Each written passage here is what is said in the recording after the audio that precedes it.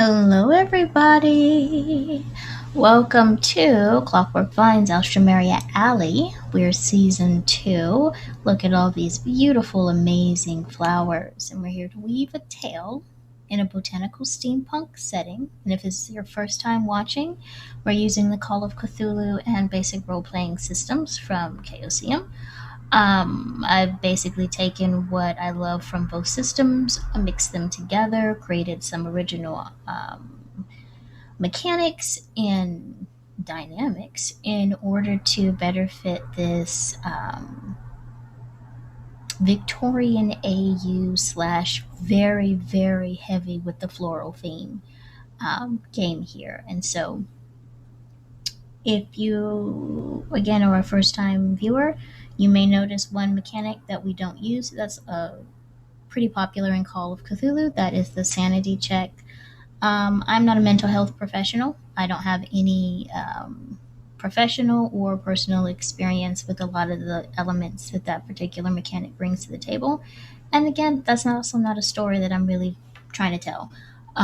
So we've removed that. You will hear me asking for luck checks so that we can better decide how things are going to go from a narrative flow perspective. But I believe everybody knows their own characters best, so they know when their characters are shook and they know when their characters are just brushing things off like these things happen on an everyday basis.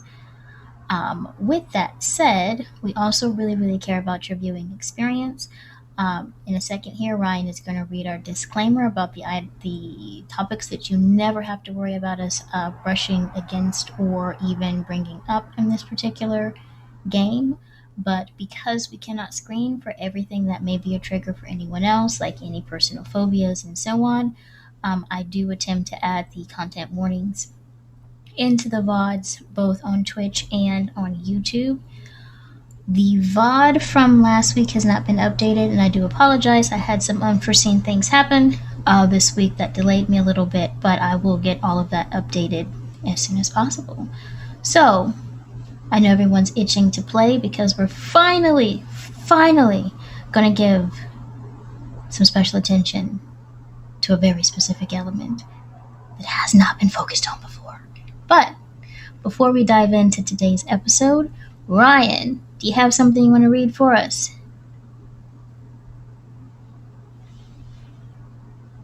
This is a live TTRPG session, and detailed list of creatures or plants related to phobias or triggers will spoil the players. We would understand if you decide not to watch or tune in when something disturbs you as a viewer. Detailed content warnings about specific animals, insects, plants, etc. will be provided in the description post-stream on the VOD. This game will never, however, include heavy drug use, slavery, sexual assault, the glorification or glamorization of sexual murderers, predators, or abusers, or delve into sacrificial rituals that involve the sacrifice or harm of children.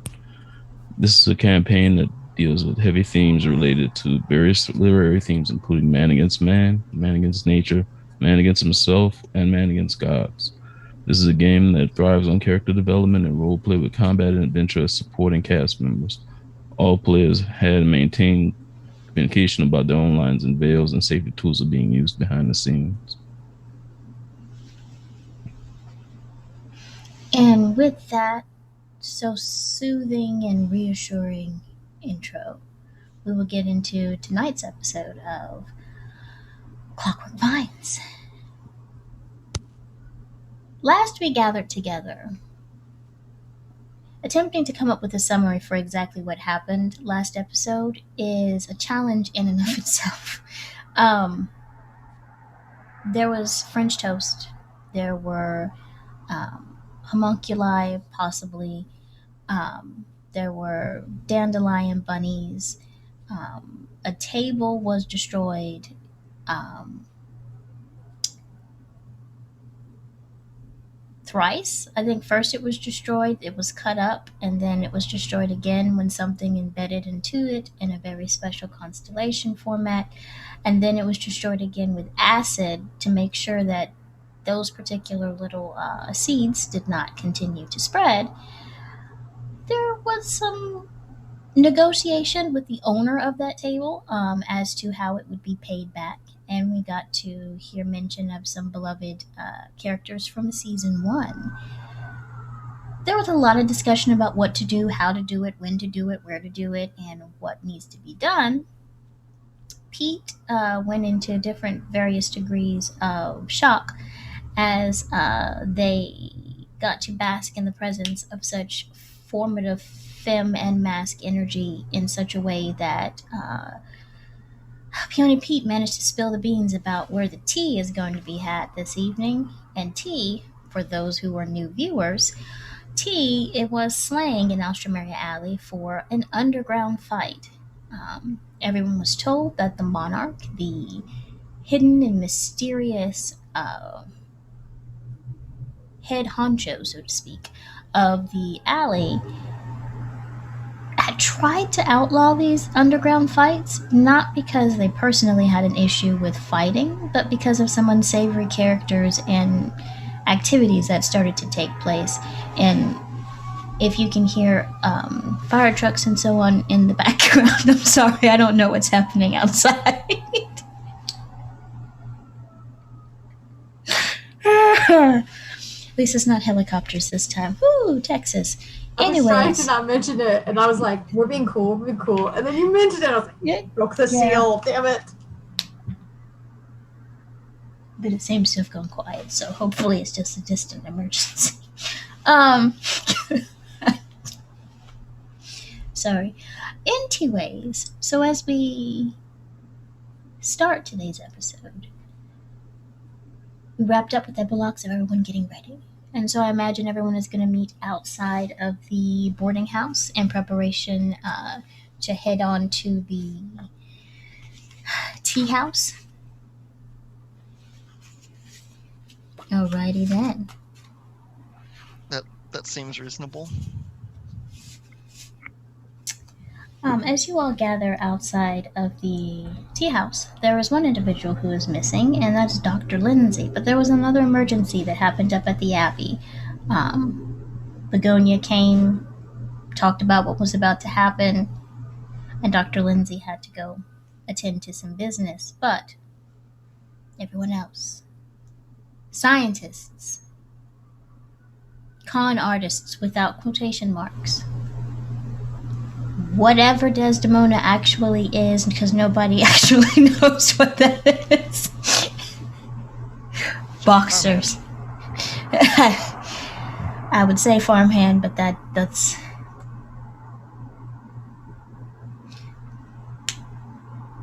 the Van Helsing of farmhands. Um, Farmhand boxers, papa boxers, everyone gathered together outside of the boarding house with little Peony Pete leaning against the wall, looking nervous. New vest, hairbrushed, but it doesn't really matter because they're wearing a little cap. So, but the effort was there. Like, if anyone looks towards their head, they're definitely going to say, I brushed my hair. So, Pete nods to you all, turns and says, all right, so this is the thing. Last time I let someone like down, they like played it real cool. So I need you all to play it cool. I need you all to like act like you know what you're supposed to be here. You know what's going on. All the rest of that. We're gonna get to the front. They're gonna ask, "What type of tea would you like?" And you were like, "Oh, just give me whatever." And they'll say, "Okay," and they'll point you to the back. Right? Do not answer with an actual tea. It will confuse them, and they will actually be like, "Oh, we don't, we don't actually serve that here." You could actually go through the. Oh, That's you. bless me. Okay. Nice. Impede says, "All right." Turns and starts walking off. Pauses. Just please, please, please, please, play it cool. All of you I'm always can. cool. You know what you do? You do have like this kind of this cool like thing. Like, hey, I've got mine. I've got my spouse. I've got my kid, and I've got my fists. Like, you look like you've got it together, right? Yeah.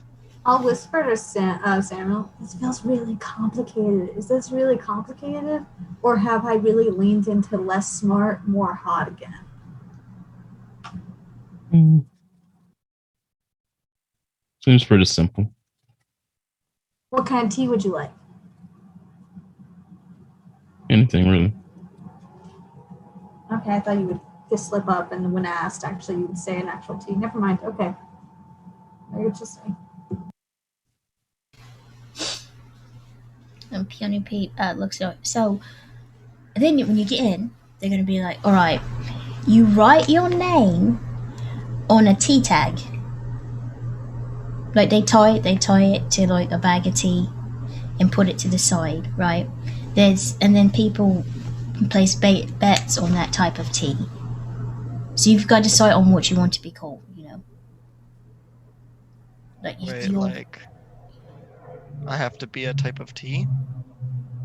no. What name do you want them to put on the tea? Oh, Sim. All right, Sim. All right, who all is fighting? Who all is fighting? I think. Oh, you see, Pete has a moment. Of course, yep, all right. And looks to Imo.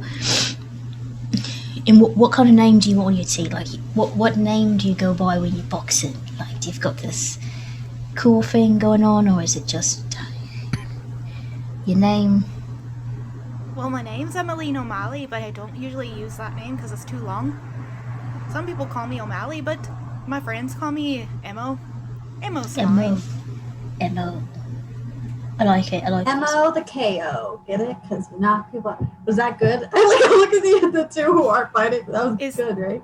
Is KO for knockout? Yeah. Get it? Because it's a K and then I'm making like connections here. Thank you. I see no reaction from both of us.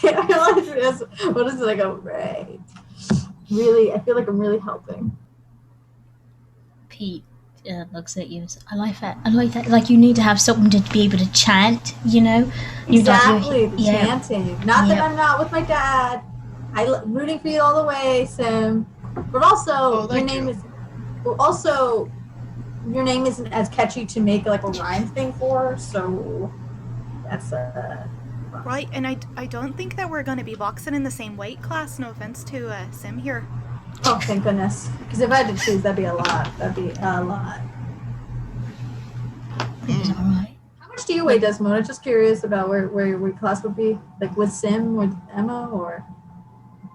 Probably closer to Emo.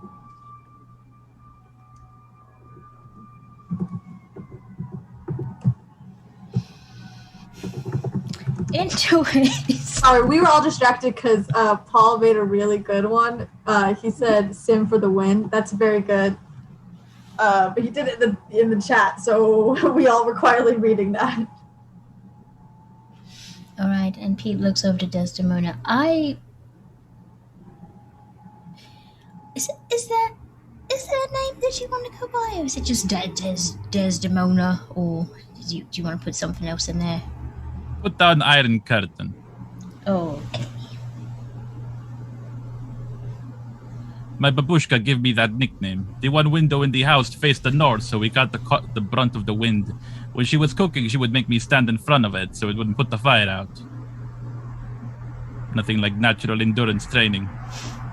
So, Pete, I honestly don't know if that's sad or touching or beautiful. Like It was called Pete. Desdemona, your life confuses me. That's fair. Okay. So with that, Pete leads you down the alley, and occasionally you see some fluff floating in the air. You see people starting to go home from their various day jobs. You see people with bushels and baskets of different fruit, vegetables, and flowers, and so on. You see everyone in the main square of Alstroemeria Alley. There's a marketplace area that sometimes people set up tables and so on. They're starting to pack up and put things away. You see the people working on construction in the former former railworks warehouse, packing up, laughing, and so on as they leave. And Pete leads you deeper and deeper into the alley to an area that looks pretty residential, to a pretty nondescript little door. Um, Raps a few times and is like, all right, all right, all right. Knocks. It's Pete. I've got some new quality. I've got some new quality tea.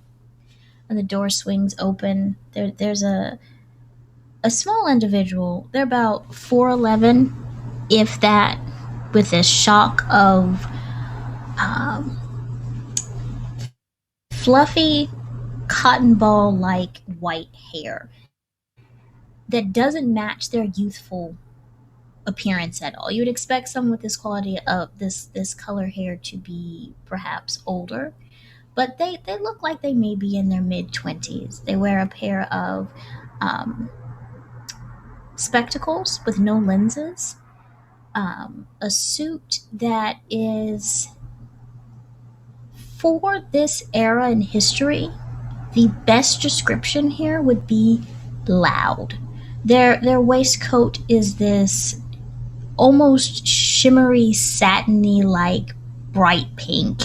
They have an overcoat that is not a complementary shade, but a clashing shade of blue, somewhere on the blue spectrum. It's between electric blue and robin blue.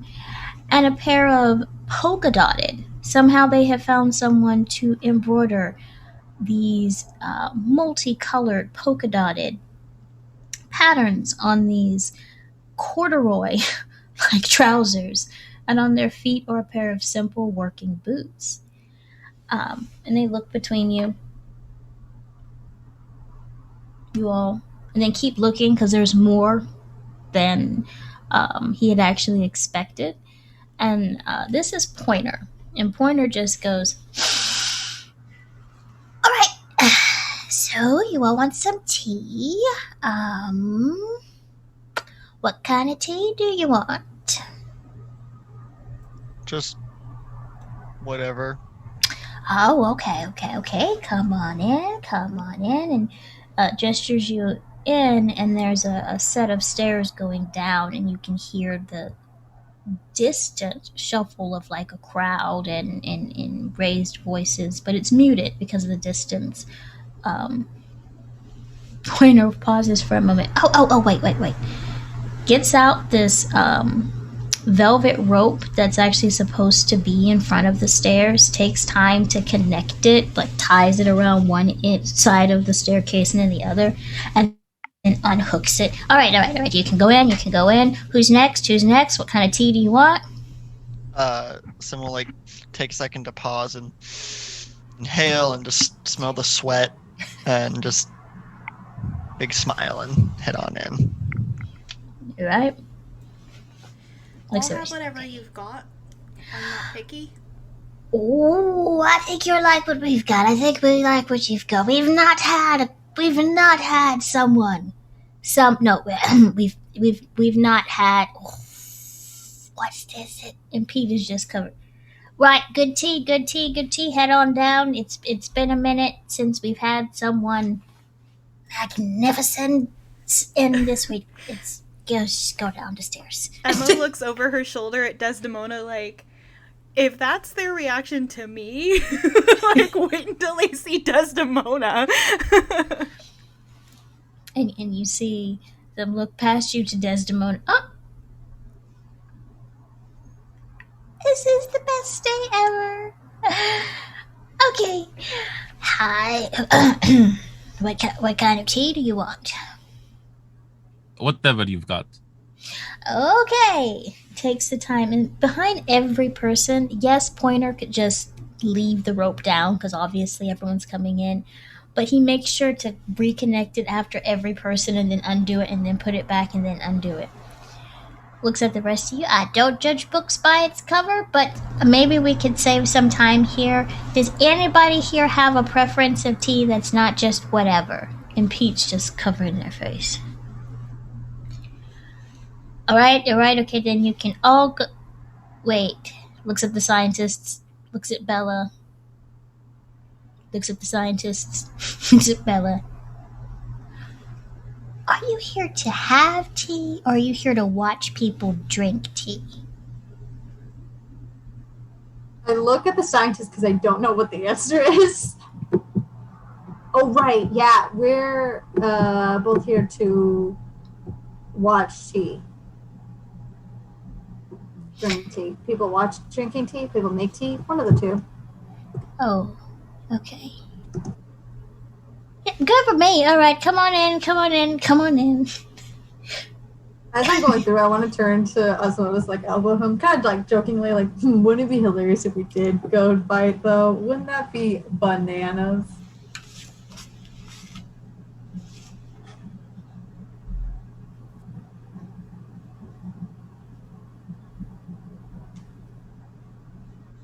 Hurry up. And so Pete and the rest lead you down. And this is literally the basement. Maybe someone broke down the walls between the neighboring houses, but this is literally the basement space of maybe 3 houses. You've got a whole bunch of crates and pieces of flower palettes that have been put together into chairs and everything, creating like this audience space. And then in the center is this ring that is slightly raised and is surrounded by planters. And currently, the flower that is blooming in these planters are, I have to check my notes because I should have wrote it down in my index card, are out of season, but they're blooming nonetheless, is this mixture of poinsettias in the oddest of colors that just surround this particular ring. And you have people going through the crowds with snacks, little bags of nuts, and warm pies. And when I say pies, I mean the little hand pies that you can eat that are stuffed with goodies. You have people that are passing around glasses, holding them up to be filled by these individuals dressed like everyday people but wearing aprons. Obviously, the quote-unquote wait staff at the tea house. There is no tea to be seen. There's absolutely no tea. And nearest to the ring, there's this setup, the registration table, where there are these tea sachets that they have attached to pieces of paper, and on each piece of paper they have written a name, and then they put this into a kettle, so it can be a random draw. And set at this table are a couple of familiar faces. One of them, there's Teensy, is at this table, but I don't think anyone here except for the doctor had actually met Teensy. Teensy is about 6'1" and is skinny as can be, but she's very tall. And she's wearing a pair of comfortable overalls and coverall like outfit because she was working in the warehouse, and all her hair pulled up at the top of her head, and she looks at you all. Oh, the new people. I mean, well, welcome to the tea house.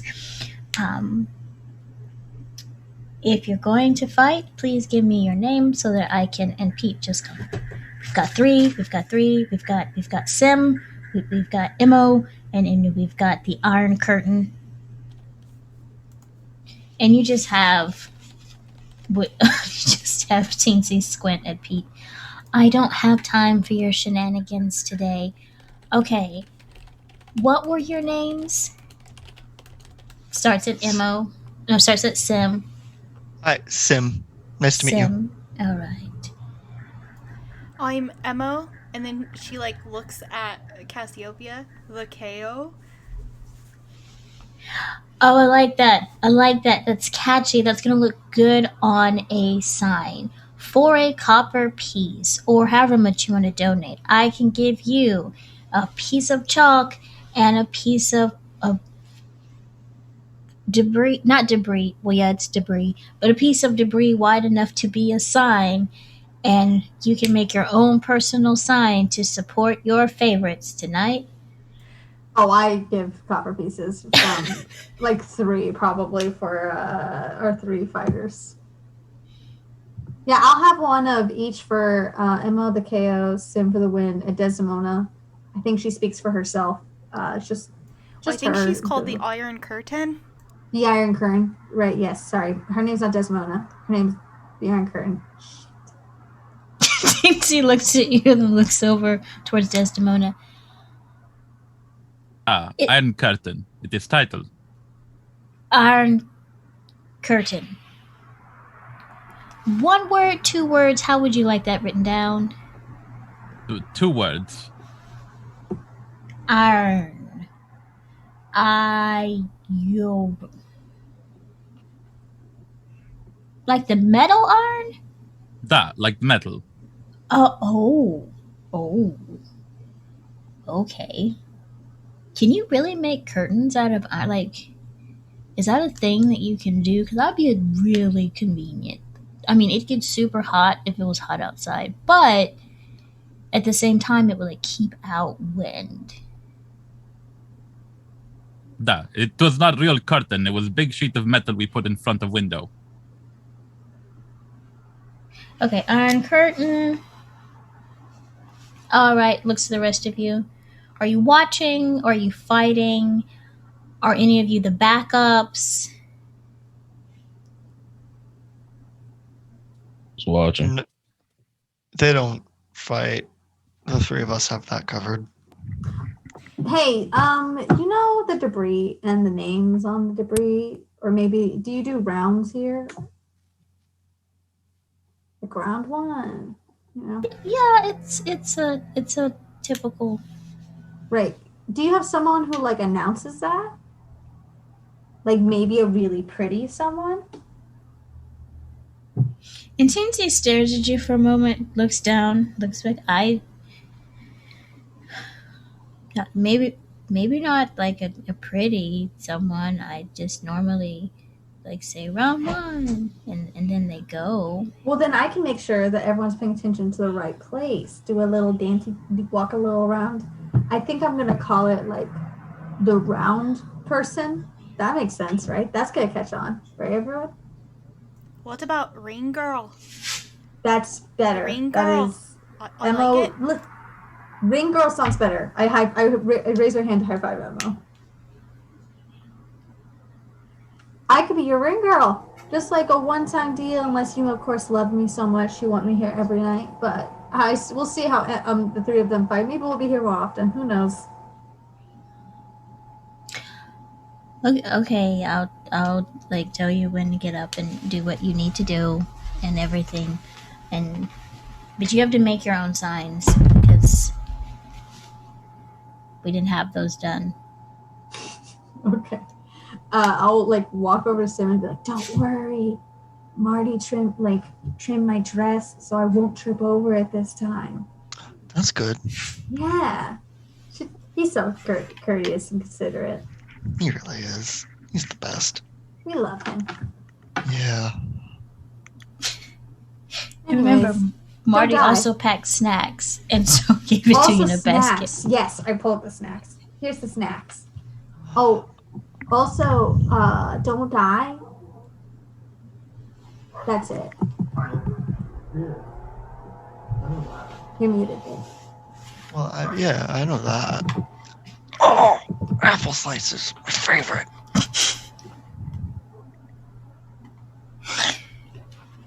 Alrighty then. So everyone is going to go find their seats. Would you like to be closer, further away, like the furthest away, or sort of in the middle of the crowd around this ring?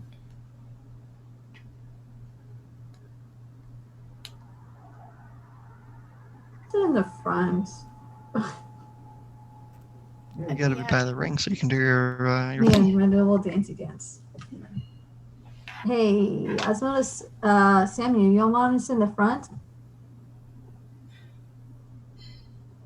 be in the splash zone.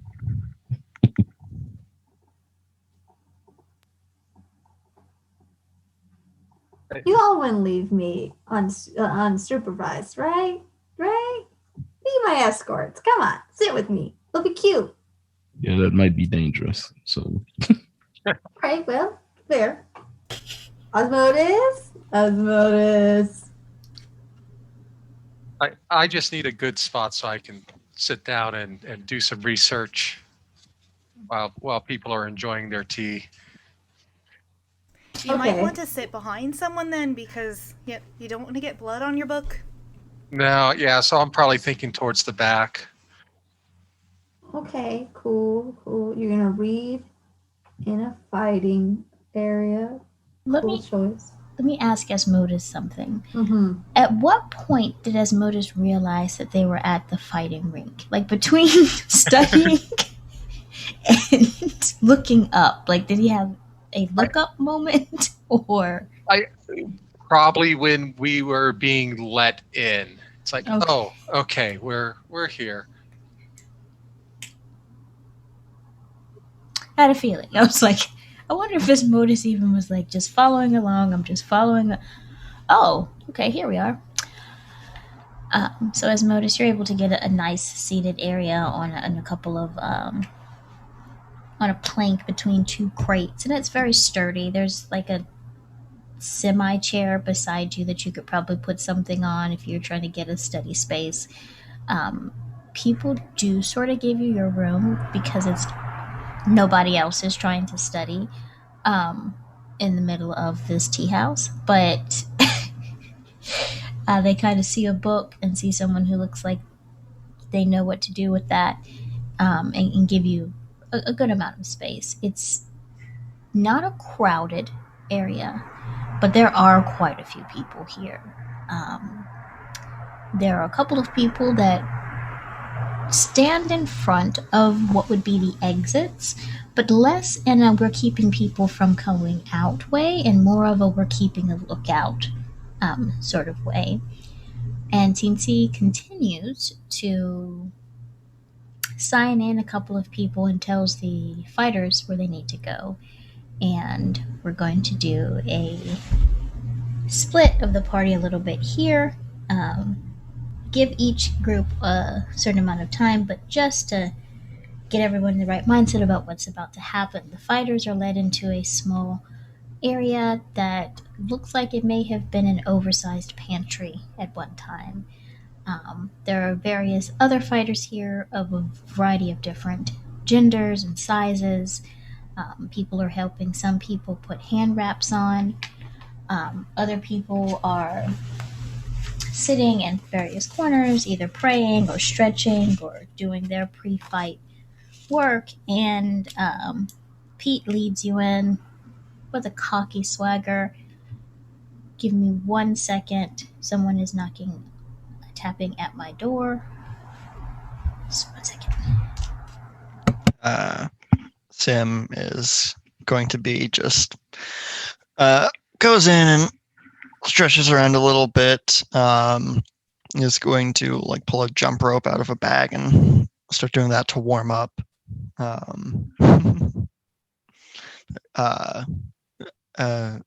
Mo, do you want help rapping? That'd be nice, thank you. I'm used to doing it on my own. Desdemona, do you have raps? I don't use those. Yeah, I wasn't gonna ask. Desdemona, I do want to be clear. You do know that this is like there's no blades here right tonight, right? Right, and you can't keep hitting them after they're down. I understand where that is coming from, but I resent that you think I have to be told that. You're scary, so I just wanted to be sure. My apologies for overstepping. I am teasing. I understand. Emma That just said, stares. if the first blow brings them down for the count, I'm not responsible. That's reasonable. Well, I'm glad that I'm not fighting you. I mean, I think it's a random lot.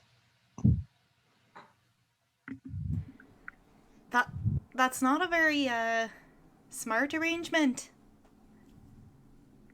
I mean, it is what it is. I suppose it makes sense if you're signing up, you should be ready for anything. Help Emma with her hand wraps. And out in the audience, you see that there seems to be some sort of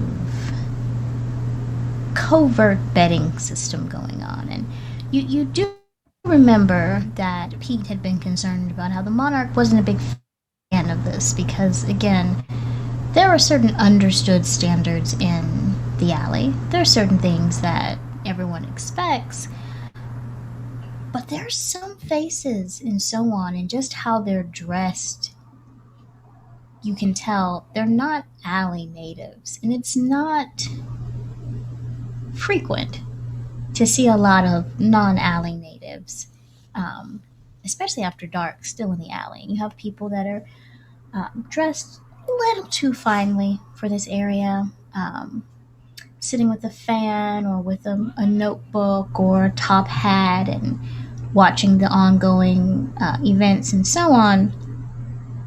And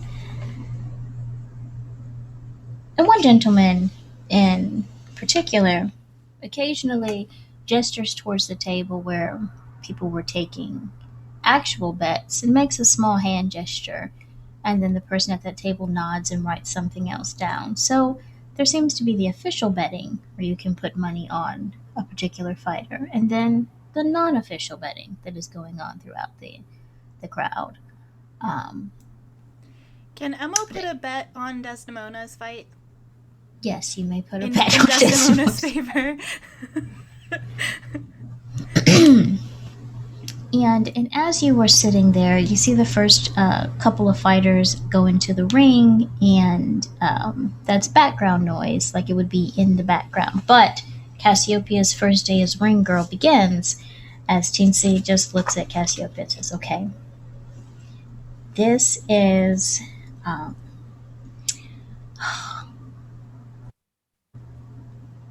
this is Leroy and Justinian. I don't think that's their actual name. I don't think Justinian is a real name, but that's what they put down. Cool. It's Leroy versus Justinian. Cool. Okay.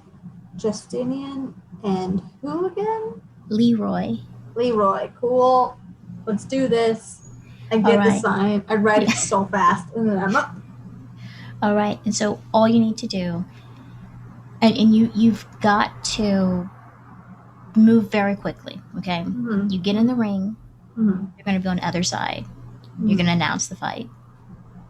You're going to say, and fight. And then you've got to run out of the ring. Got it. Don't do a little dancey dance. You can, but they're going to start fighting after you say fight. So, okay, cool. Do the dancey dance, then say fight. Timing could be yours. Timing is all yours. I'll let you develop how this goes. I normally just go in there and say, these people are fight, and then I run like heck. Like, I just run like heck. All right, I got it. I'm very fast. I'm so fast. I'm super fast. Okay. And so, Cassiopeia, introduce your first fight. I go up.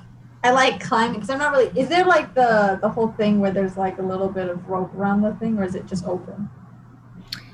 There is. How do I put this? It's not rope. There's various cords and so on that have been connected together to fill the gap of this fence-like surrounding, but there is not rope. Okay, I try to wiggle past it, probably pretty badly. Like you can climb over it. Okay, I'll climb over it, and then I'll walk and be like, Leroy and Justinian, yep, real, and I'll do a little, be like, and then I'll do the thing. I'll obviously be preening because that's how she is. She just like does a little walkie rock around the circle, like a little circle. Makes too much eye contact with Samuel, way too much. It's very performative, obviously. And then give her like a blows, a kiss to both of the fighters, and says, fight! And I run away. I need you to give me...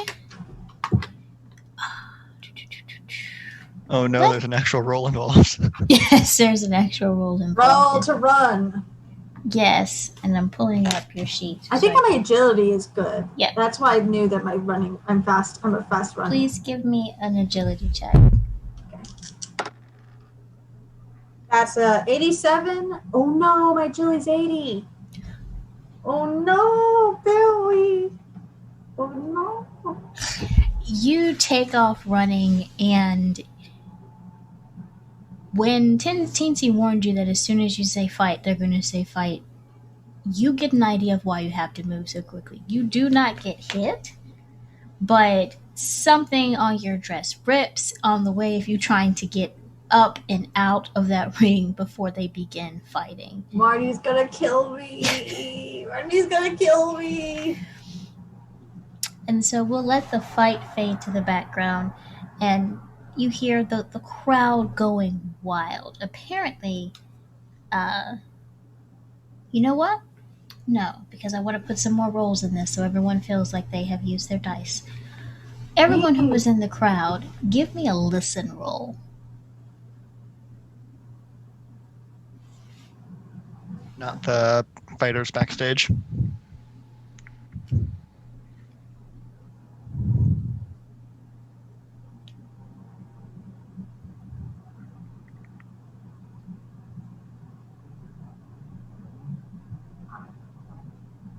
Seven out of 25. 69 out of 45. Nice. Wait, I actually said nice before I realized. Anyways, it took me. Okay. Cassiopeia, what did you get? Oh right, I was technically in the crowd. Okay, what am I rolling? Listen. Mm-hmm. Listen.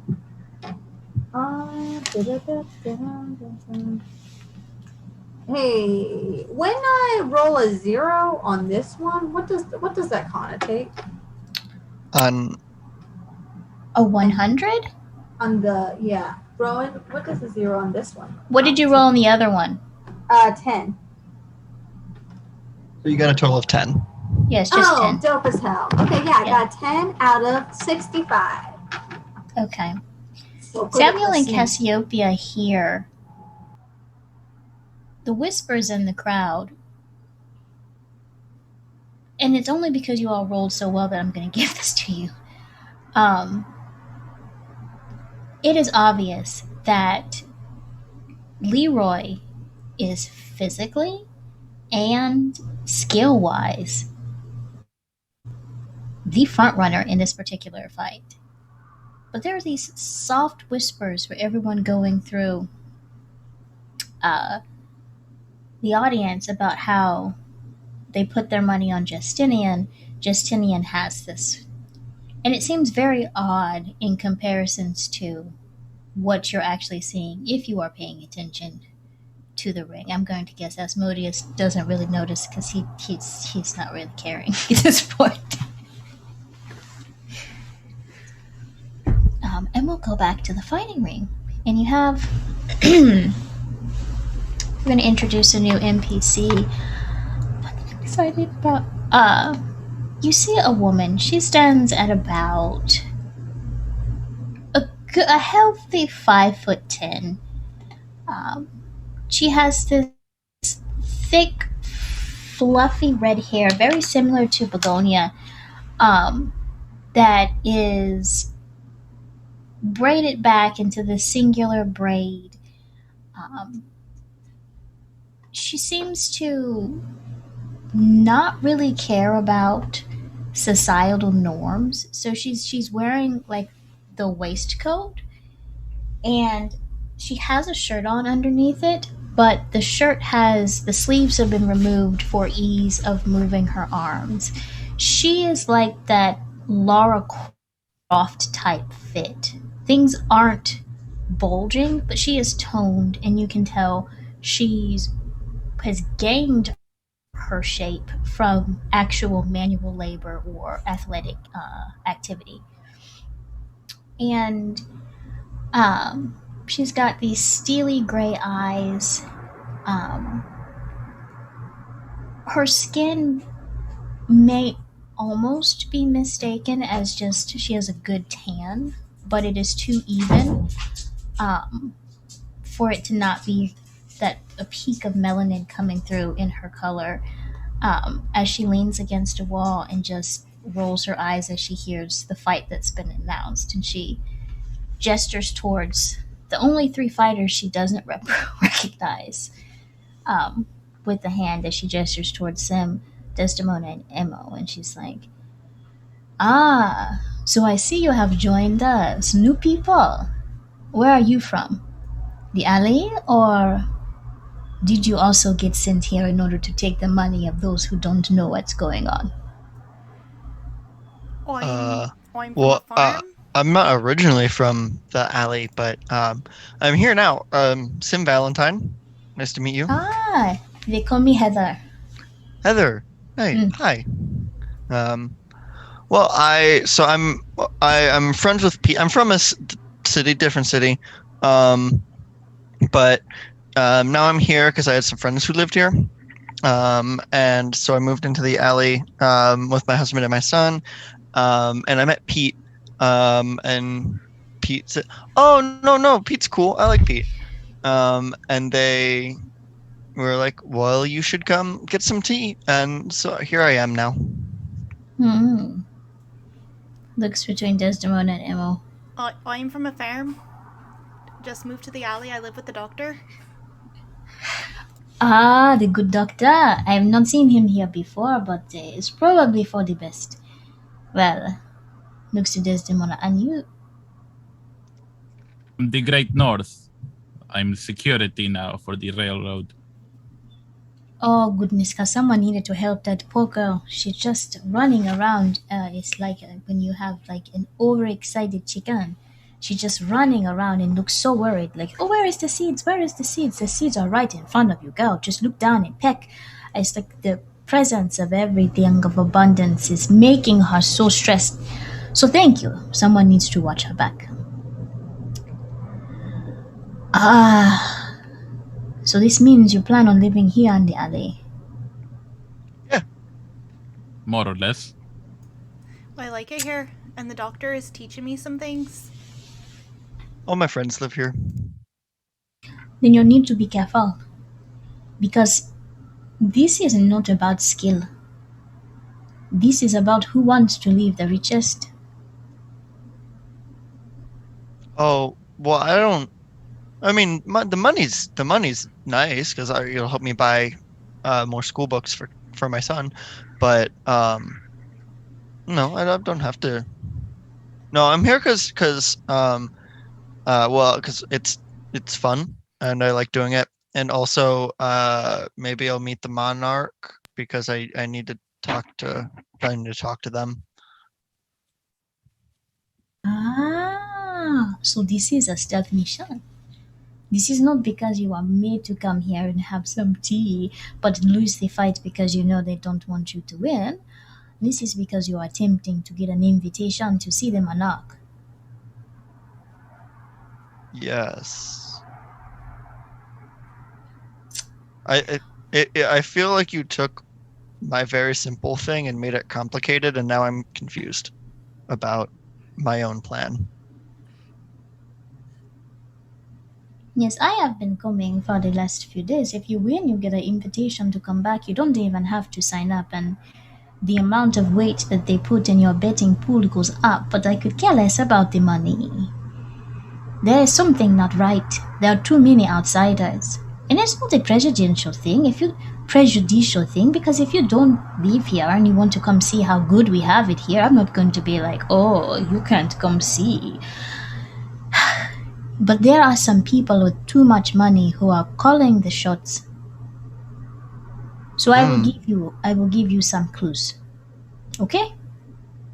This is not cheating, this is just prep work because I do not want to see you get in the ring, give it your all, and then not win. You're going to win your fight, you're going to piss some people off, and then we are going to need to see the monarch for your own protection. But Heather, are you saying that these fights are rigged? Oh, absolutely.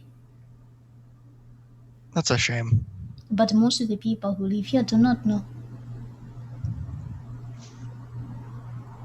Well, that's a shame. Yeah, I do not like to see good people taken advantage of. Me neither. So you all are going to be dedicated to, no matter how the cheering is going, how the jeering is going. Yeah. And she gives you all good once-overs, lingers a little bit on Desdemona, shakes her head, looks back at her vocals. You all look like you are capable.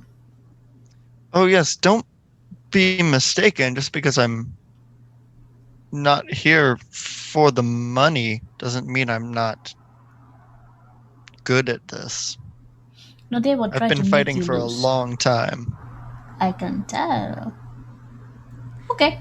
There's not much else She I'm pauses. good for, so I feel the same way. I feel like Alright, you're then. underestimating us a little bit. Perhaps.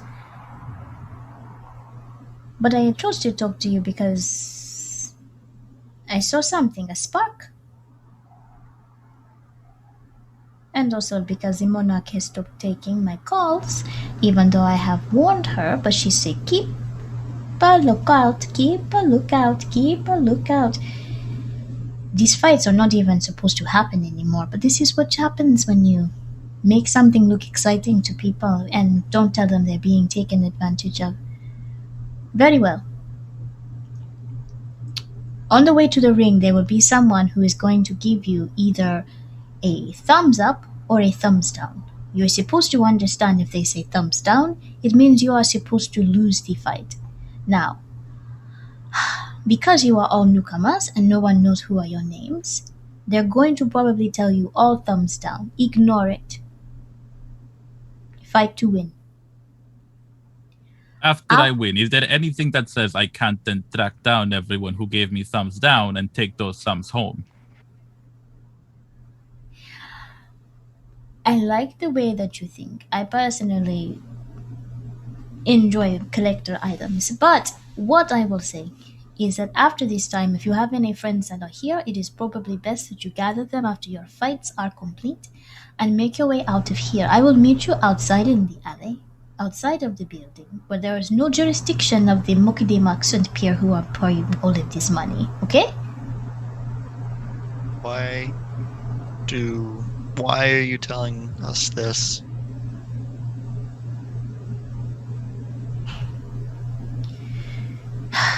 Because you have not already been corrupted. Do you know when you put a bad apple into a barrel and it slowly rots the rest of the bad apples? Spoils you know the this bushel. process. Yeah, it's a whole saying, right? There are so many bad apples that I recognized you as fresh apples. And I do not want you to be also infected. Okay? Okay. Alrighty then. Pulls out an apple slice and eats She says, "Oh, that was a little too close to the nose there."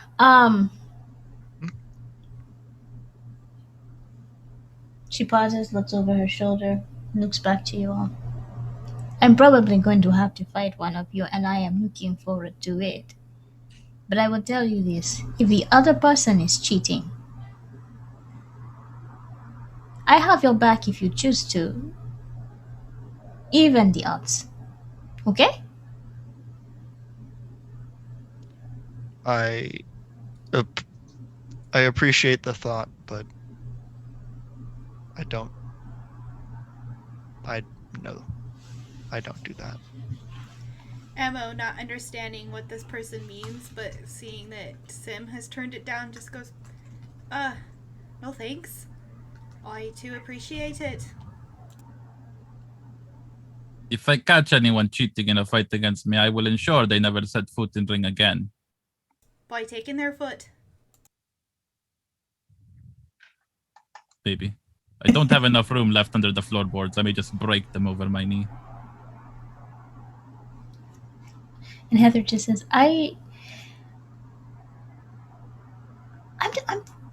perhaps I was wrong. Perhaps this is not an apple at all. You're a completely different type of fruit. And that excites me. So, then she notices that other people are looking at them, talking, and she just kind of does a little, and let me do this check right here. If I catch anyone looking, I'll just stare them down. Give me an intimidate roll. I'm trying to look at what my intimidate is.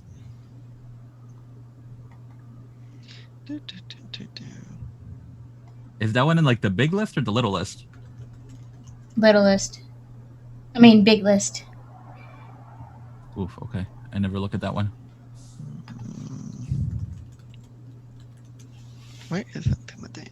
Feel free to make the roll you were going to make. I'll be here a while.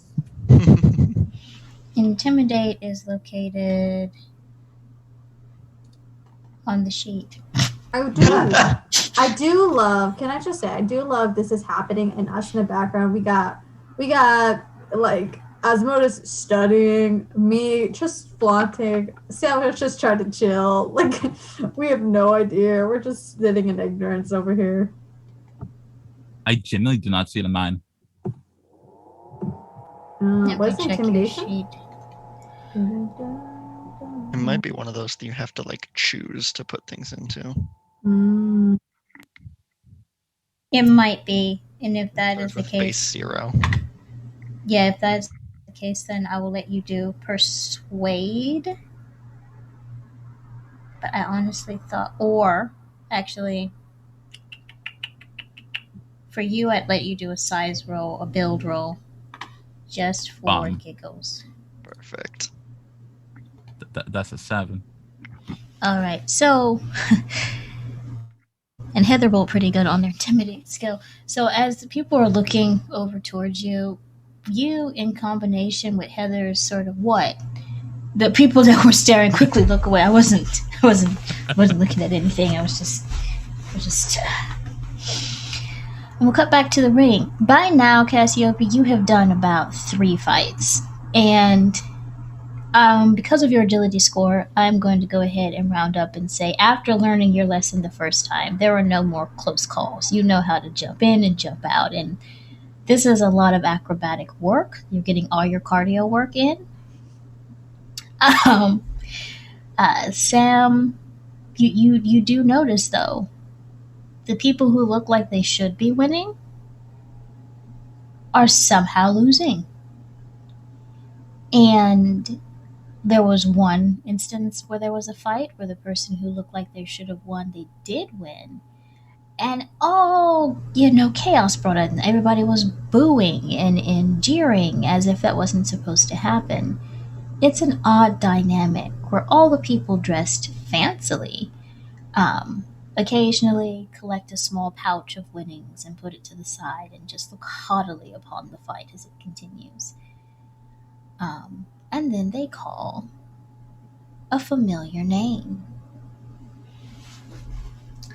And Teensy slides you, Cassiopeia, the next thing, and it has Sim, and I rolled this randomly. Come on, come on, Let's come on. do it. It has Sim and Murray. Fucking Murray. Okay, cool. I'll be like, my dad's time. I'll like go up, do the thing, obviously, be like, Murray and Sim for the win. Do. And then everyone fight. I want to bet on Sim. I like that. I remember he tuned everything else out, and then he heard Sim, and he's like, "Okay, my bet goes on Sim." I bet's also on Sim. And as you place bets on Sim, you notice the person taking the bets is like, "Are you sure?" And it's just this older individual, older lady with these like severe crow's feet that usually come from someone who has been squinting judgmentally at people for a very long time. Um, are you sure, dearies, that you wish to bet on this sim person? I mean, the likelihood of newcomers with all of this experienced talent. I look at Samuel and Osmotus and I go, yeah, we're pretty sure. Why wouldn't we? Oh, just who you want to bet on, as if you've never been to a fight before. I know it can be, you know, invigorating to bet on the one who, has a catchier name or looks more attractive Or adopted you into the family. Yeah, for sure. I've not So- heard that one. Yeah. So I'll ask again. Why wouldn't I bet for Sim?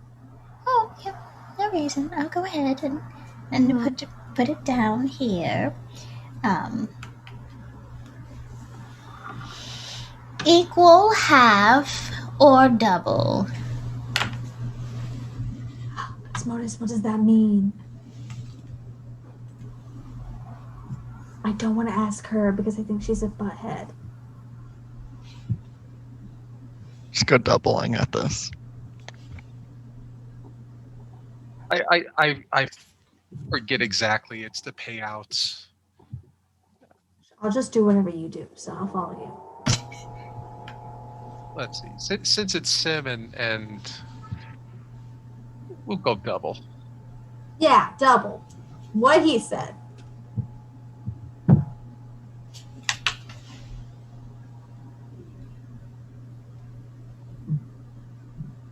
Got this. Oh boy. Mysterious rolls. Terrifying. Oh, All right, and as you place your bets, judgmental lady's like, all right, double, all of you double. Oh, okay.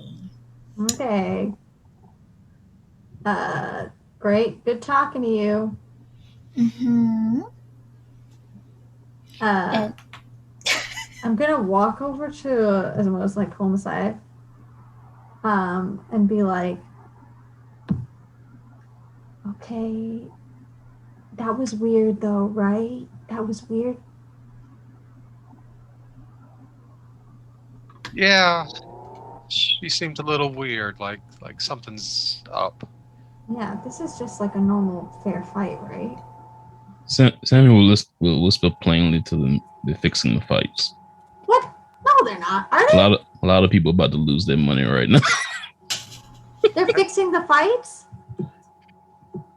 I say that a little too loud. They're fixing the fights.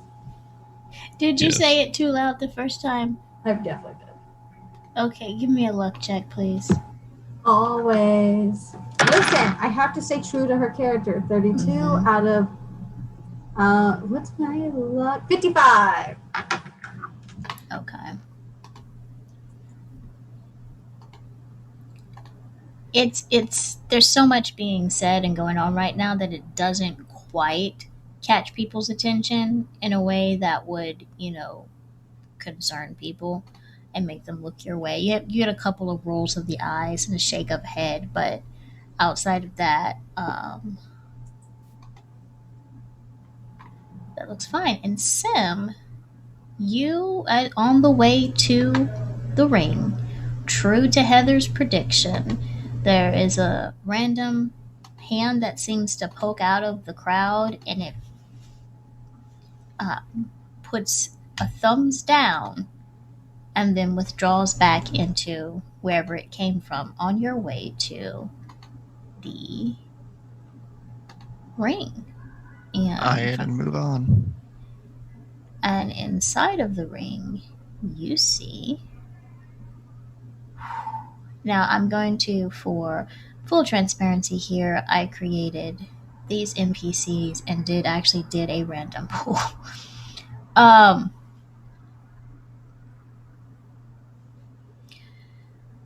So Murray is about 6'2", built like half of a brick house, like not a full brick house, but half of a brick house. Someone who probably tosses crates onto the back of barges or something like that. Thickly bearded, wearing, because of course people this size that get into a ring and are so sure they're going to win a fight, has thrown propriety out the window and is only wearing like one thin shirt and his trousers. It's loosely fitted, and he walks into the ring and he's like full lumbersexual and just kind of flexes a little bit as the people in the audience start screaming. And for those who need a reminder, Sim is about 5'4". And so as he's walking in, Will just, all right, Murray, I don't know who you are. I've never met you before. But I'm excited to fight you. I hope we both come out of this better people. Murray pauses, looks down, has to look down a little bit, throws back his head and laughs. But it's not a mocking laugh, it's like a good-natured laugh, like I'm actually entertained sort of laugh, and just gives a nod, offers a hand. Oh, okay. Yes, better people will both be better people after this. All right. Sorry. I looked at the Twitch chat. I should never do that. That was funny. And so what I need to happen now, and for people who may be watching and don't know what's going on, for the sake of narrative flow, what I need from you, Sim, I need 3 brawl checks. Let's see here. And just give me the percentage success. Let's see. Well, my brawl score is a 95. Mm-hmm. And my first roll is an 87. Okay. My second one is a 45. Mm-hmm. And my last one is a 18. Alrighty then. And then I need you to give me 3 dodge rolls. No problem. My dodge is a 93. First roll is a 46.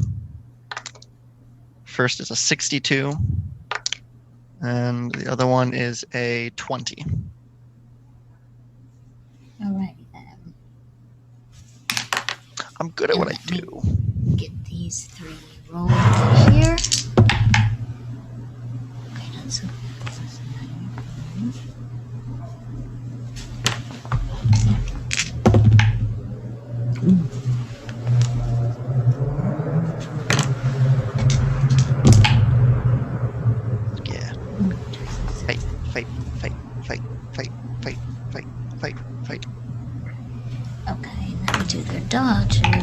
say to like Osmosis and Samuel, I really like being here because now we don't have to chant fight. They'll just do it anyways. You know what I mean? Like that's pretty good, right? Not that I try to encourage fights usually. That'd be bad. Anyways.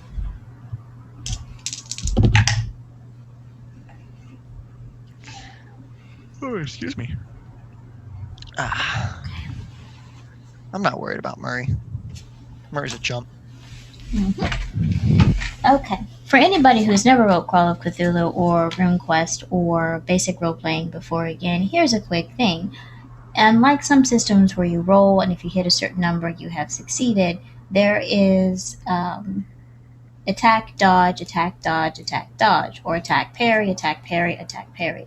So even with a success, there is a chance that the other person may dodge in a way where you did not actually hit them, or the severity of their wounds and so on is lessened. And then from the exact opposite, they could fail so badly in their dodge that even more damage and so on is done.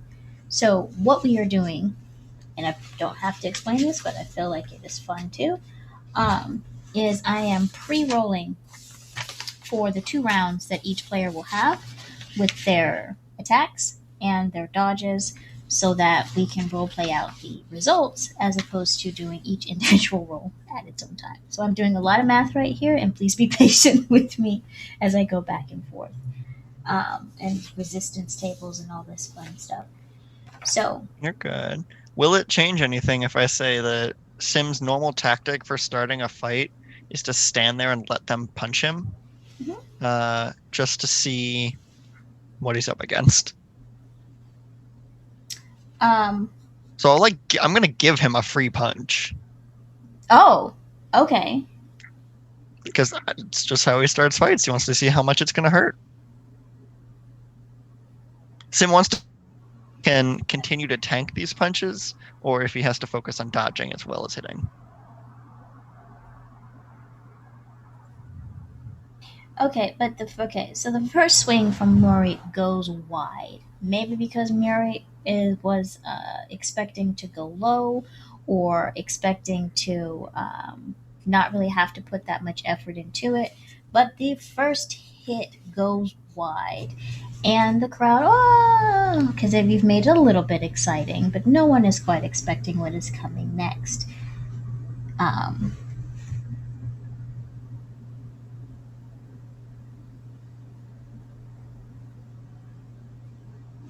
Your first hit, he is able to dodge out of the way. It is a clean punch, but his dodge is a little bit faster than your fist as he squares back off at you.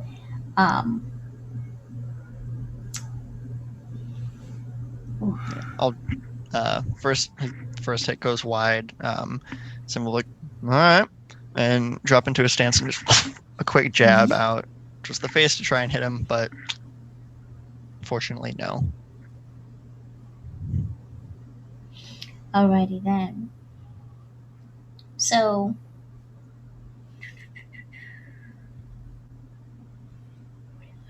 well, I'm not even going to make you roll for that. Your next hit is very successful.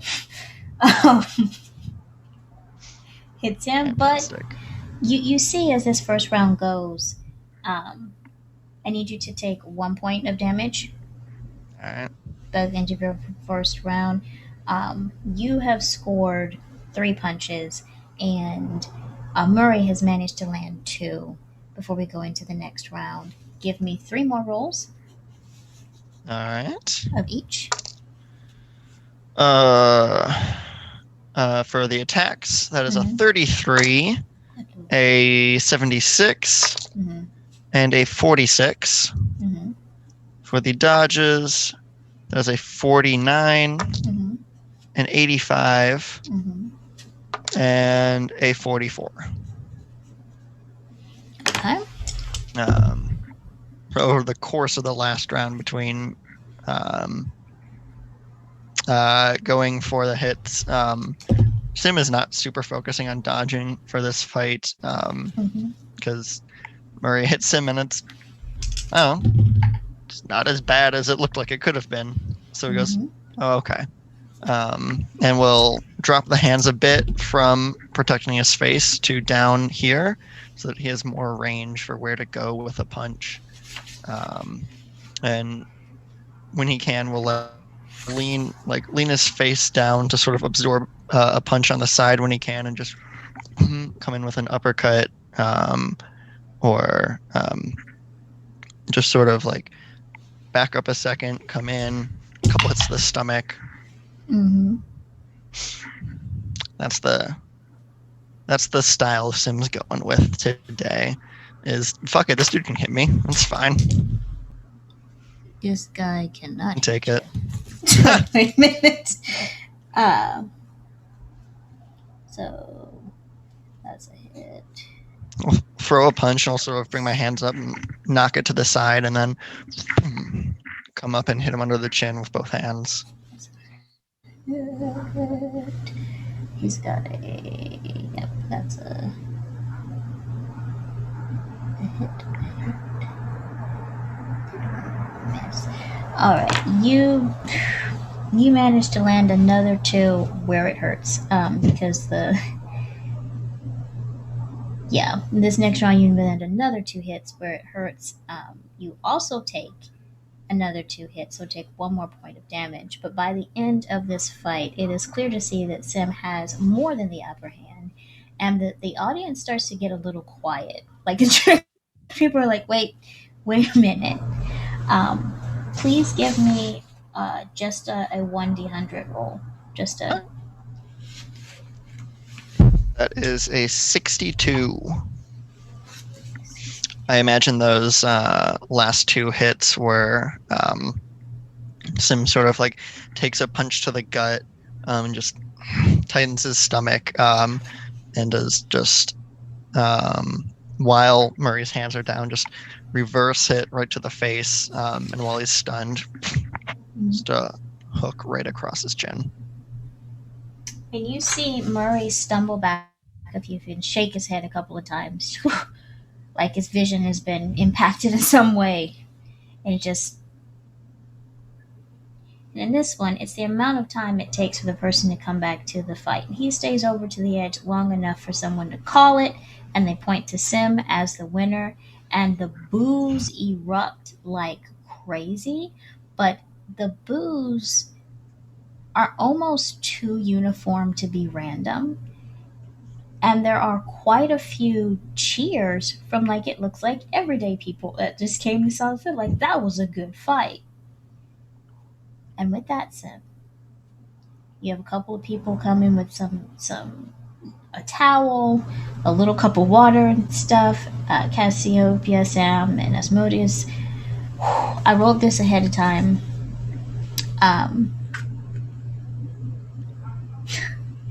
Double. I will let you know after the game how much that you made off of that fight, but it was significant. And you see one individual who was mostly obscured, save for this top hat, give a shift for the first time in their chair a little bit uncomfortably and gesture back towards the betting table a little bit emphatically as they settle for the next fight. We'll fast forward. The next fight is...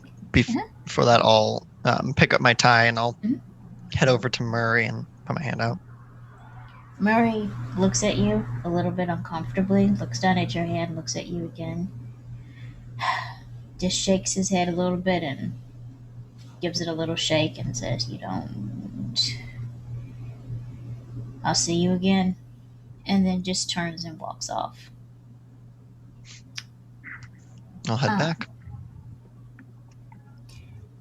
Heather, for people who are in the back, when people were like, there's no way, Murray has it, and Heather was just leaning against the table. When Sam is just basically beating the crap out of Murray, Heather is, at one point, is laughing so hard she has to wipe the tears out of her eyes because the other fighters are just sitting there like, oh, that wasn't supposed to happen. She's like, God. Oh, I can't wait to see the next one. She's just really just having a ball. And they will call the next fight Is there an open seat by the top hat person? An open seat? Yeah, is there anywhere nearby? Like, does No someone one get is. up? There's like a seat on either side where nobody dares to close that space. Like they're here, there's space, and then everybody else is sitting. Are they like? Do they have their like? This is obvious, but their leg kind of out front. They're sort of in the middle of the crowd. Okay, I'm gonna start walking. I'm gonna say, okay, this might be a really bad idea, Samuel, and then I'll get up, not explain anything else, and then like walk towards him, like act like I'm meandering, and then I'll pretend to trip right in front of the person with the top hat, and like kind of grab onto their like leg for balance. Be like, oh my gosh, I'm so sorry, I'm so clumsy. What would you like to roll for that? I would like to roll. Ooh. I'm trying to decide what am I good at. Here's what I think I am doing. I think this is a charisma roll. Okay. Because I think I'm being charismatic. There's no acting role, and so I would say that's it. I'm not trying to bargain or persuade this person to do anything, just trying to overall be charismatic. As you trip and fall gracefully and purposefully, you see Top Hat looks you over, tilts their head to the side a little bit, and then makes like a "it's fine, go away" gesture with a gloved hand. I'm just so tired. I'm not used to being around this many people. I'm just not dressed for the occasion. I'm definitely dressed for the occasion, but I'm just so hot. Do you mind if I sit with you for a moment? I promise I'll go back to my friends. They're over there, and I'll point to Samuel and be like, those are my friends over there. They'll be expecting me soon. You see Top Hat glances at you for a moment, looks down, looks beside them where no one is sitting, and it looks back at you like, really? And just shrugs their shoulders. I sit right by them. Oh, so tired. Oh. Are you enjoying the fights? And they sign in the affirmative. Good. I've never been to one of these before. Anyone that's your favorite? We take a deep breath and get a notebook out and a piece of paper and says, and just write down, it's best not to play favorites when dealing with finance. Are you the owner of this business? I'm so sorry. I wouldn't have known. You don't seem to want to make a big deal out of it. Though your top hat is very nice. Maybe I should have known from the hat. There's a pause and they write, no, ... Oh, are you big on betting? I've never bet. I just read for the first time. You pause and just write down, good for you, ? They just... Do you bet often here? There's a pause. Look back down there, right? I look after the affairs of someone else. That's very exciting. I also am going to be a personal assistant to someone else pretty soon. Okay, honey, I have a question. Have I surmised that working for, God, what is her name? Frisia would get me in danger? Like, she's an upstanding business. They're not known for, like, being bad people. And the company is powerful because, the first owner. Would I name her Frisia or would I name the company? What would be better? Most people would know her as Miss Furs. Okay, I'll be like, I'm actually going to be the new assistant in Miss Furs, so I would love. Top Hat pauses, stares at you, pulls out the equivalent of a calling card, hands it to you, and it just has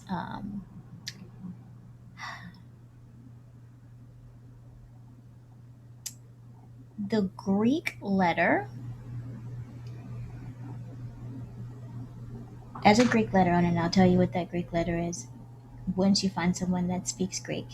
Great. And I'll get up and say, thank you so much. It was lovely talking to you and reading. And then I'll like walk back. As I'm walking back, I'd like to make one last thing, if that's cool. As I'm walking by, I did sit by the forbidden person. Mhm. And can I roll a listen to see if anybody is like whispering about me or saying anything? You don't even have to roll for that. You notice some of the people sitting at like the registration desk. You see Teensy looks about 3 shades lighter than they were before from paling. Everyone just looks a little bit shook that you dare to go over. I will spin the card between my fingers like very fast, as if to be like, you fuck y'all, fuck y'all, fuck y'all. And with that, let's get that Bluetooth mouse. With that, you hear Teensy come up with you. Okay, it's another one of your friends. This time it's the MO. MO And with the KO. Yes. MO with the KO. Is it? Never mind. Were you just never mind. And there's been a couple of fights since Sims, but all this is going on for the sake of time because we're about to take a break here.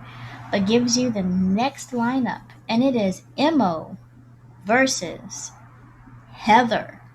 I don't know who Heather is, so I don't give that reaction. I go like this. Okay. Alrighty then. And with that, we will take a break and come back with the next fight.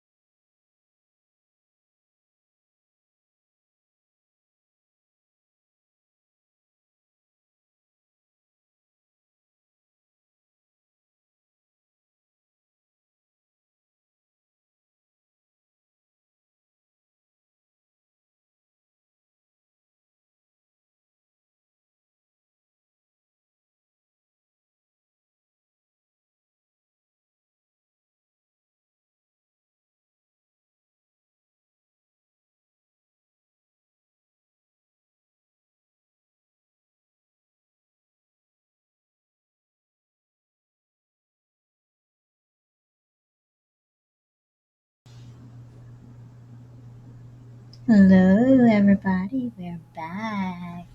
And we're here to get some more fighting done. When we left off at the break, we had the announcement that the next fight would be between Mo the KO and Heather. And you just see Heather crack her neck and roll her shoulders and give a good nod. I am looking forward to seeing you put me on my own backside, okay? Okay? Okay, farmhand. Show me how they do it on the farm. When you toss them bales of hay and all the rest of it. Right, that's the plan. And Heather walks out and no, just give it to you for the sake of fun. When one of those hands peeks out to do like a thumbs up or thumbs down, you see Heather just smacks it. She's just like, Heather's just like, ugh. As she makes her way towards the ring. Notices Cassiopeia for the first time. Oh, this is a new thing. She's the Is ring this girl. Heather and Mo the KO. Bow, bow, bow, bow, bow, bow. And I'll look at Heather, like who's like staring at me, but like, and like continue on. Heather reaches out to catch it and put it in her pocket. I go and give. Smooth. I go and look at Emo. Was Emo making a face or anything? Oh, Emo is very, she looks a little bewildered and uncomfortable because confident women make her very nervous. And Heather is a very confident woman. Like, she'll like do the whole thing and like wave with it and then like be like fight and then sprint again. All right, so my fist rolls were 22, 11, and 51 out of 50. Okay. And my dodge rolls were 30, 19, and 21 out of 28.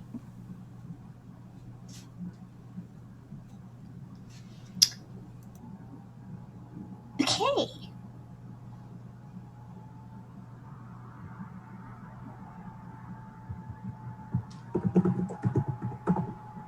Wow, I love that. Okay. Heather is a regular thing here, but Heather is one of the few people who get in the ring and there's like mixed reviews. There are obviously the fan people and they're like, yes! And you have the other ones that are like, woo! And then you have the rich people who look like they're like...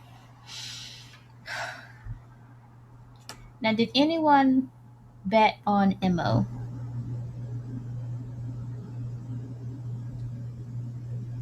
Yeah, Sam hasn't made a bet yet. I have. I'll bet on Mo. Okay, and just for the sake of flow, because you know that dealing with the lady is just unpleasant as can be, half, equal, or double? I'll do double too. Okay.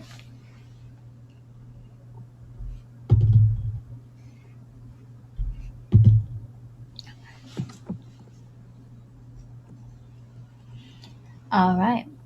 And Heather gives you a thumbs up, gets into her position. I'm going to roll a d4 to see. You are even. She is odd. See who hits first. Okay. You get the first swing, and it almost feels like Heather is testing at first to kind of see what your, how you move, the speed, and so on. And she has enough experience in probably a trained martial art, not necessarily just fisticuffs, that it's almost like she's dancing with you as she fights. And so your first punch comes really close and she even goes, oh, and kind of gently bats it away and then comes in for a swing. Her first punch actually misses. she swings a little bit too slow, and she's like, "Okay, that is right. That is right. You have to ride the rhythm. Come on, girlie, come on." And it's just very playful throughout this whole thing. You do land. Let me make sure this. Okay, that's a. She's got a 7 year. Yeah. Okay. Um.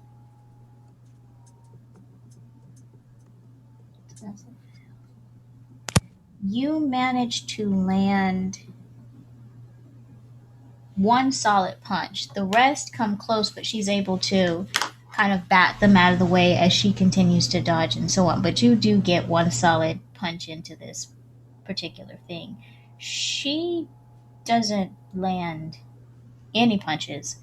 Some of them come close, but again, How do you miss Emo? She's huge. and that's wherein comes the mystery. Is she is hitting like she's doing it, but you're able to move just in the right way, duck and move and so on, and able to keep up with her from a agility standpoint, where that seems to be her strong suit. And she looks genuinely impressed and happy. um, so yeah, you landed one hit on her. We'll do the second round now. Okay. Okay.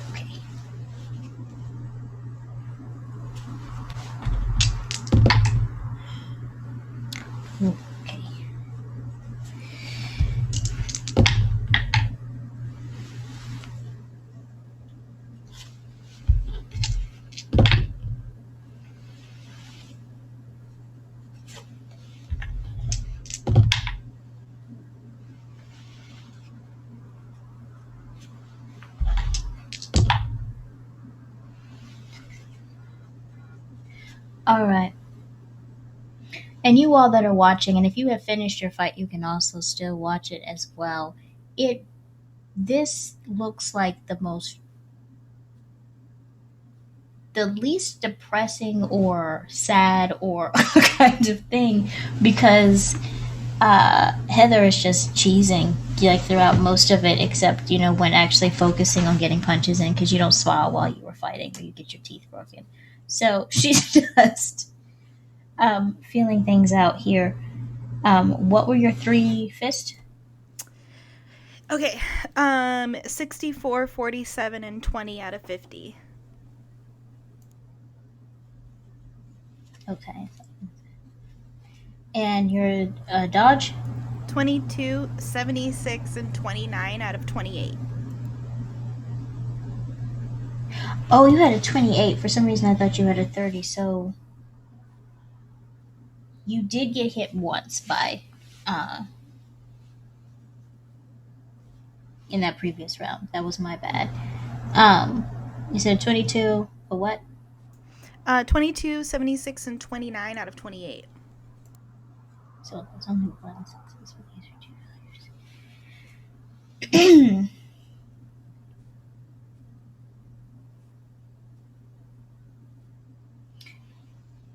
And as the fight continues, give me a quick snapshot of like what's going through Emo's brain as she faces off against this joyful but obviously well-trained lady. Emo's actually matching that same energy because this is so Emo started off boxing as like a hobby fighter because she's so big and people thought that she would be good at it. And so it's exciting for her to be fighting because it's been a while. And then also it's fun because she feels like Heather's having fun and it's not as serious as Heather had made it out to be backstage with the whole like they're gonna tell you to throw the fight thing. So yeah, so she's also like this is fun. She's vibing, trying not to get distracted, and thinking about dodging and hitting and getting her hits in, because she can't keep up with how fast Heather is, in her opinion. But if she lands a couple of good hits on her, she thinks she can take her. Because I'm real big. So it gets tricky in these type of situations because one is not sure if Heather was necessarily playing in the first round or if she was just learning what was going on. And for full transparency and fairness sake, when I tell you that her fist attacks were 5, 17, and 65, that's what I mean by in the second round. You begin to see her sort of eagle eye focus, and she gets in two pretty good two jabs. But as an experienced boxer, you can tell she's not pulling the efficacy of her punches, but she is pulling the force behind her punches as she lands the next two on you. And you were able to get, surprisingly, even though it technically missed, she throws her shoulder into one of your missed punches so that it taps it and she gives you a wink, before backing up and then backing all the way up to the rail so that the referee individual will call it. And everyone is a little bit confused because nobody knows who won that. Everybody's sitting there going, do we? And Heather goes, you know you don't like me. Give it to the new girl. And they just everyone just kind of. And she comes over to you and kind of looks at where she's jabbed you a couple times. You can see a couple bruises forming on her from him. She says, we'll get something cold on that. Come on, go.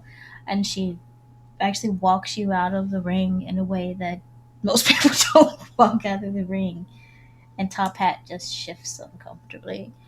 And the rich people's pockets get even lighter. And for the sake of time,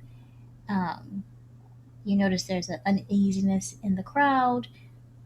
You all have plenty of snacks from Marty. Cassiopeia, you were getting your cardio workout, like what, jumping in and out of this ring. And it comes to the final fight. And whether they left Iron Curtain for the last because they thought it was a joke or what, but they just... You see Top Hat finally look at the betting table, and the betting table gestures over to the registration table. Teensy pales again before quietly pulling out the next pairing. And Cassiopeia, you were handed a piece of paper that says Iron Curtain versus Roddy.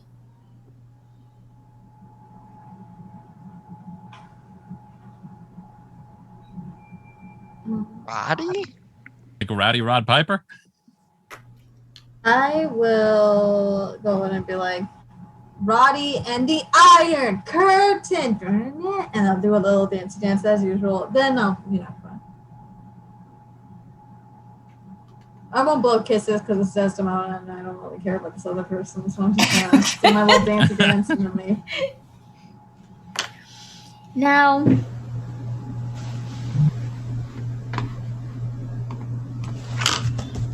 Now here is what's interesting, Desmond. When we walk out, you do see the hand peek out of the crowd of people that puts the thumbs down. How close is that hand to me? Probably a good 2 feet. I'm gonna try to grab it. Roll me a grapple check. Oh no, one of my best stats. That's a 30. Okay, out of 95. You're able to grab it. I'm gonna break the thumb. Roll me a strength check right quickly. What is my strength? That's be an effort. Effort. Okay, not bad. That's a 55 out of 65. Okay. You hear the crack. The hand disappears very, very quickly. Um, and you look to the ring, and at first it looks like there is a bear sitting in the ring. It is not actually a bear, and again, for full transparency, I just made some random NPCs and did some random Here stuff. first. To put things in perspective, you have a size of 70. This particular NPC has a size of 90. This is a big individual. Very long, thick black hair, muscles bulging like they just jumped off of the advertisement for a strong man in a circus act.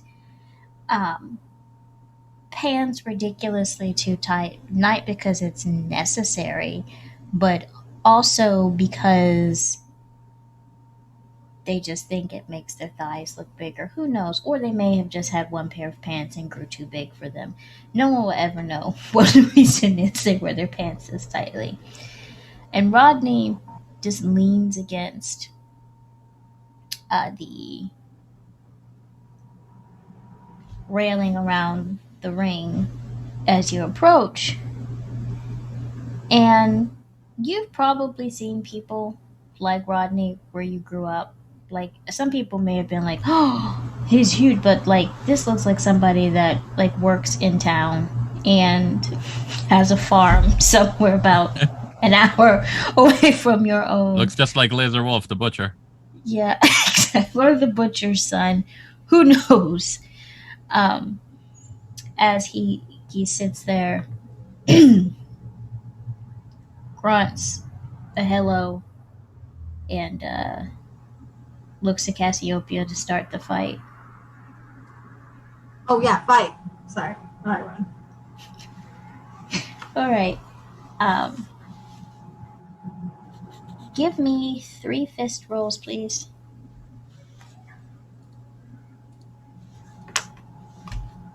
That's 7, 17, and 30. The heck? I mean, okay. 7, 17, and 30. And to be fair, my fist is also like 95, so it wouldn't have mattered. Yep, y'all know that can't get any higher now, right?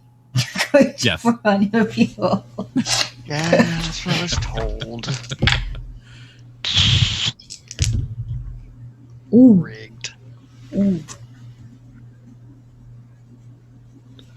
I can't have 100 in my fist. No, you cannot have 100. You can have It $100 can't be one bill. punch people. This game is rigged. I know, right? Just full of so much love and balance. Oh, God dang. Desdemona got this. Yeah. Listen, bears aren't a problem. We've established that. That's canon. The last one was bigger. Bear. This is just a different kind of bear. No, this one's easier for Now, I'm going to do something here for you, Desdemona, because of the nature of how Desdemona fights and because of how we set up your character. I will let you either do 3 additional fist attacks for your kind of like parrying and blocking, or we'll do 3 grapple. But if we do 3 grapple, I'm going to need, we're going to do a contested effort check between the 2 characters. Yeah, hell yeah, that works. Okay. All right. 3 grapple. 23, 11, and 50.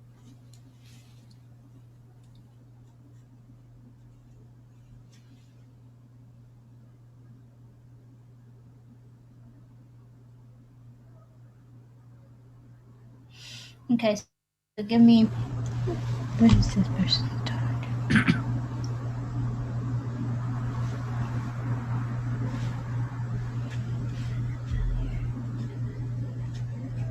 So give me 2 effort. No, actually, what is your What is your Effort? 65. What is your strength? No, sorry. Yeah. My strength is 13. Okay, 13. Because the effort is right next to strength. I don't know if that's the difference. Yeah, I'm looking at your strength because I'm doing a resistance table. Okay, then the passive characteristics. We all know how I feel about tables.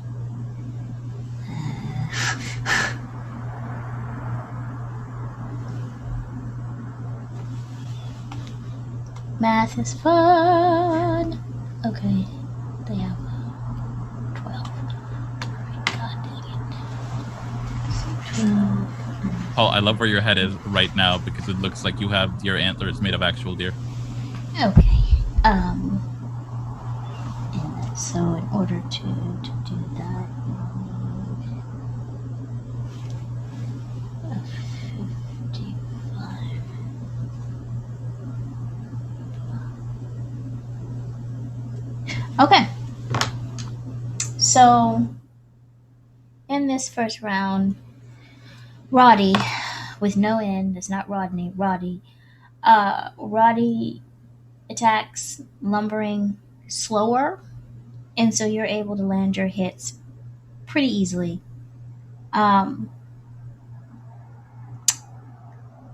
There are 2 instances where you all clash. 3 attempts, but only 2 successes where you're able to grapple and push them off of you instead of getting hit. But yeah, he takes all your shots and only like manages to clip you. No, doesn't actually, because you're doesn't manage to clip you or hit you at all during your first round. Second round, 3.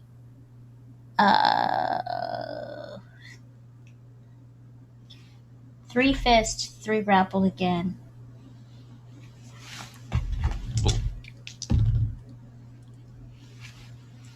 28, 70, and 80 on the fist rolls. What is Desdemona's fighting style like, though? Desdemona is because she's so used to like outsizing everyone. For smaller people, she would fully just like Iron Maiden them and like choke them out in a bear hug. But since Roddy matches her in size, it's more so like anytime he throws a haymaker, she like grabs it and basically pulls him in for a headbutt. Fuck yes. That's what I was picturing. I'm so glad that that's what's happening. That's why I was like, yeah, no, it's I never put anything into dodge. If I'm not tanking it, it's a like strength contest. Let me know when you're ready for the grapple checks, honey. Now, please. 30, 26, and 39. Okay, and just give me. Actually, no, you don't have. Yeah, just give me one effort roll. Just one, please. 12. Okay. By the time this fight ends, it's not that Roddy is battered, like just badly hurt, but just the sheer physical strength that Desdemona puts behind her moves has Rodney just staggered back against the railing, holding his head and shaking it a few times like that. And you said headlocks or just pulling him in? Would he still be in a headlock at this point as he tries to back off, or? No, I think it's very much, just pulling them in for like, like some curtain calls, some like really heavy blows, but definitely not keeping him. Yeah. He's hearing bells or whispers or who knows at this point, but Roddy just keeps shaking his head a little bit as he leans against it, and the ref goes ahead and calls it. Was there anyone who bet on Desdemona? Okay. Emma's life. Cassiopeia, you didn't bet on Desdemona? I refuse. She's not my friend. I don't like her. Aww. And a hush goes over the crowd when Roddy loses. you can tell, and someone can give a listen check, and I'll give you something that you overhear before we go into our epilogues. I hear nothing. Okay. I rolled a 61 Sorry, out of 25. 1 second. Look. I want to take this lull to just like lock eyes and stare down as many people in the audience as I can. I failed. I rolled an 86 out of 25. Oof. Am I rolling a listen? Yeah, listen. I listen to the song here in Listen. my heart. Ooh, you said thing that much better. I got an 88 out of 65. Rip. I'm usually pretty good at listening too. A bummer. That sounds like a Sam, weird what did you flex. get? I failed. Okay, y'all don't hear anything. But the audience, if they were watching and this was a movie, you would hear it. Oh no, Roddy has never gone down before. What happens now? Totally overdramatic for this particular situation. Like, it's not that serious, but some people are just shook. You can hear Heather's laughter from the back. She is just finding this the funniest thing ever. The people who look like they're richer all look like they have swallowed something extremely sour. And How Top does- Hat, Yeah, Huh? how's Top Hat? I was gonna ask Top how Hat? Top Hat. pauses for a moment, closes their notebook, tucks it into a small bag, stands up. They're immaculately dressed in a suit, and it's still impossible to ascertain a specific gender to this particular individual. Their features and everything are very balanced and fine and so on. And they just sit there for a moment, glance over to where Cassiopeia happens to be, and then over to the table where Teensy is sitting, gives a small shake of their head, and then turns to exit the room. And as there's mixed reviews, so to speak, in the audience, um, it's too quiet for a post-fight kind of situation. Like, no one knows what to do next. As Desdemona and everyone is commended for her win. I see a Does finger. Top Hat leave through the main entrance or like a Main back? entrance. Okay. I also want to note that Desdemona's outfit for the fight was like that Amazonian like fur bralette and like capri pants. And this is probably the most skin you've ever seen her. And she's just covered in like long scars that came from some type of claw and like big ass Viking rune tattoos. I love her more and more every day. Yeah, that's probably why Roddy was shook. He was just like, "What in the world? I've not seen beauty like this since childhood." With that, in this uncomfortable quiet if this was a particular movie, the camera would pan from character to character as we go over their inner monologue or what's going through their head, and then the person tells you who they are and where you can find them online. We'll start with Sim. You fresh off a new fight. It's been a minute. Well, Sim's a little mixed. I feel on the high of the fight. It was a good fight. Fucking, what's the dude's name? Murray. Murray was a good opponent. Fought well. Not as well as Sim, but well enough. And was elated by Emo and Desdemona's bouts as well. But this is also the first time that Sim is understanding that, like, oh, there's a lot of players here. There's a lot that's going on. I don't understand everything that's happening, but it seems dangerous. So shit. Guess I gotta deal with this now. Thank you for joining us, lovely people. My name is Rowan. My pronouns are they, she, and you can find me on the internet as Red White RP. I've been playing Sim, whose pronouns are he, him. This Saturday, I will be on TPK Roleplay at 8 p.m. Eastern for the finale of our Resident Evil Catalyst series. It's a 3-part mini series. The other 2 parts are on YouTube. Other than that, all my info is in the chat. So, peace. And we'll go to. What do I go to? Asmodeus.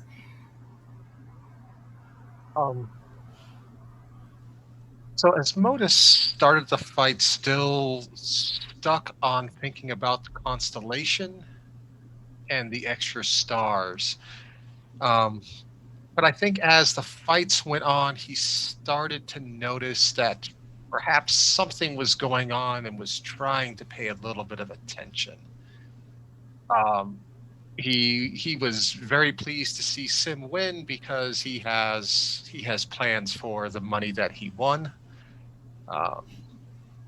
It's well, unbeknownst to Sim or anyone, he's planning to give it for Cal and his books and studies.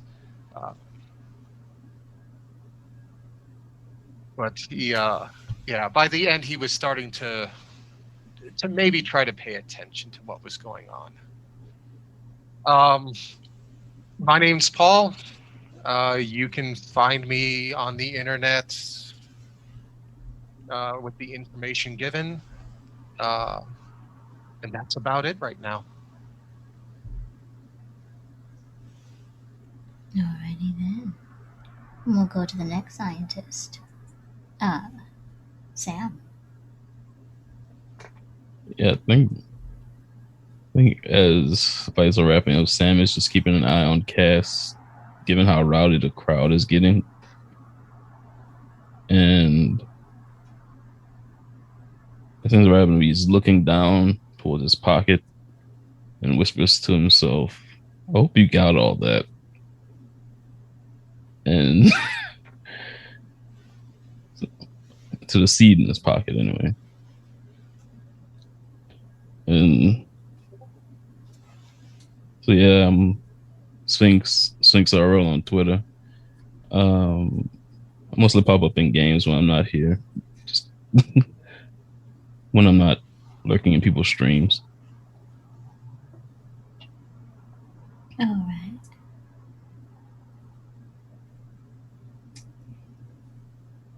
I honestly cannot remember if I said Desdemona yet or not. Did I say Desdemona? Okay. Not yet. Alright, Desdemona.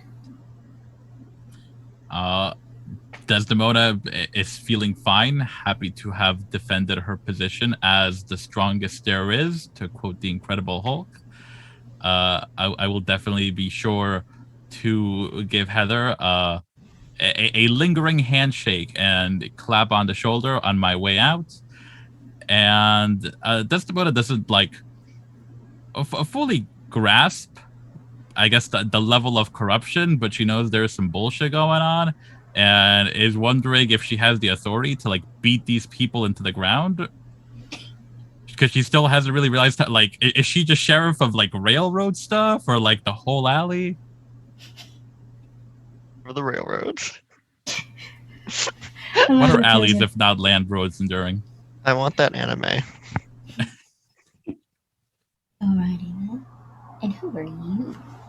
I've been Velvet Divine. I use favorite pronouns. You can find me pretty much everywhere on the interwebs at OG Brown Sugar, mostly shitposting on Twitter and streaming RPGs on Twitch.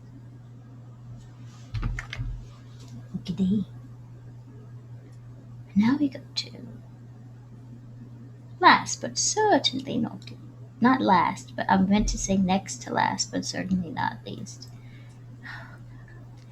Mo. Okay, so can I say what Mo does the day after the fight? Well, in the morning.